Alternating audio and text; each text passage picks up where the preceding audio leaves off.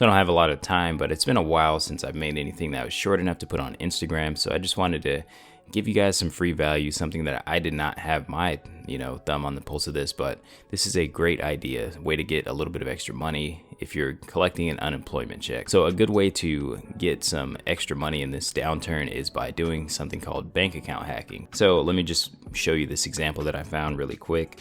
Wells Fargo has an account that it's a checking account, and it requires an initial deposit of $25 by July 31st, 2020, and you must receive $4,000 or more in total direct deposits within 90 days after the account opening. Basically what you need to do is, we're going to be receiving direct deposits potentially from for the COVID situation. So if you're receiving direct deposits, what you can do is route those to your account as long as they're $4,000 within the first 90 days of the account being open.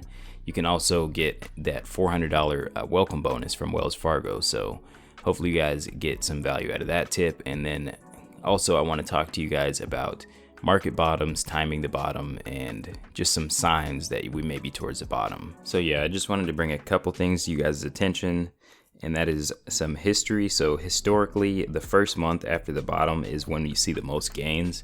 So in other words, if March 23rd was the bottom, we're going to see the most gains between March 23rd and April 23rd. So in other words, right now, a lot of people are saying this could be dead cat's bounce, or it could be, this or that. But if that was the bottom, if people are getting more optimistic, if we are flattening the curve, all the gains are happening right now from a historical perspective. October 9th, 2002, there was a 15% gain over the following month and a 34% gain over the following year. That was after the dot-com bubble. In 2008, the S&P 500 bottomed March 9th, 2009 after declining 59%.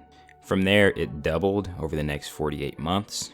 Another thing to look at is historic price to earnings multiples. So when earnings go down, sometimes the price to earnings multiples won't go down in certain bear markets. But right now, I feel like what we kind of need to look at is historic price to earning ratios, because we're not necessarily seeing an economy that was unhealthy. I mean, we had a lot of debt and everything, but we just have an economy that has been shut down. So I think it's most appropriate in this situation to look at trailing earnings. So if we look at trailing earnings, prices are starting to get pretty enticing from a historical standpoint. So that is something to look at as well.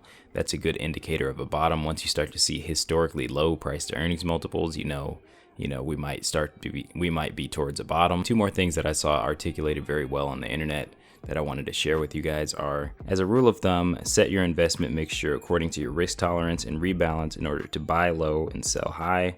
In other words, don't sell your equities when equities are going down. You should shift some of your bonds or gold or whatever into those equities as they go down. Never cut contributions to your retirement accounts during down markets. It's, America loves to run away from a sale when it's on stocks. If it's anything else, a lot of people just like to, rush into the sale. But when there's a sale on stocks, people rush out of the sale. I understand if people have liquidity issues right now, but if you don't have liquidity issues, you should be running towards this sale. And a lot of smart money is running towards this sale. Then he goes on to say, in the long term, you'll benefit from lower share prices because historically speaking, the stock market does go back up. All right, and this last note was for people in retirement. If you are in retirement, the portion of your money that you will not need for another 5 to 10 years should be in stocks. So in other words, if you need that money in the next 5 to 10 years, it should not be in the equity markets. Then you don't have to monitor the ups and downs, the swings of the markets. If there's anything that you need in the next, 5 to 10 years, it should be either in cash or it should be in, safer investments, maybe like a CD, maybe something that's not going to change in value. If you're wanting to hit the bottom, basically the only way to hit the bottom is to buy more and more aggressively. Only way to really know when the bottom is or know when you're near a bottom is to look around you. When do you see a bunch of pessimism? Do you see people that are saying, "Oh, I'm going to buy in when it hits this level"? Like I've got a person at work. We call him the Oracle because he thinks he knows what's going to happen in the future. So he has some type of crystal ball situation going on, but we call him the Oracle. He says he's going to buy in when, not if, when the Dow hits 18,000. So whenever people start saying like that, you can kind of guess that we're kind of near a bottom. If you start seeing news that's saying, you know, this bear market has no end, it's the same thing as when a bull market. When people start saying this bull market has no end, it might be at the end. So hopefully you guys got some value out of this. And it's been a while since I made a video on Instagram. Still give it a like or a heart if I'm on Instagram right now. But see you guys in the next one, and stay safe out there.